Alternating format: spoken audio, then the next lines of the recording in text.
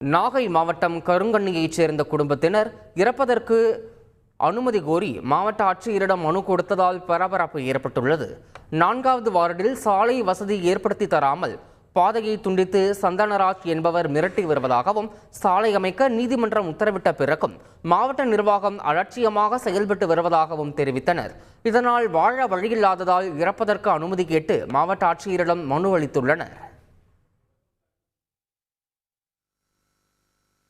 Land owner ஒருத்தர் எங்க சொத்தை அபகரிக்கணுங்கிற நோக்கத்துல பல பிரச்சனை பண்ணாரு, ரொம்ப டார்ச்சர் பண்ணாரு. கடைசி கட்டமா பாதை அடைச்சிட்டாரு.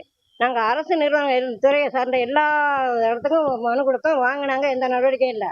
அப்புறம் கோர்ட்டுக்கு போனோம். கோர்ட்ல என்ன பண்ணாங்கன்னா, 1 வருஷத்துக்கு அப்புறம் கரெக்டா ஆர்டர் கொடுத்தாங்க. 2 ஜட்ஜஸ் ஆர்டர் கொடுத்தாங்க.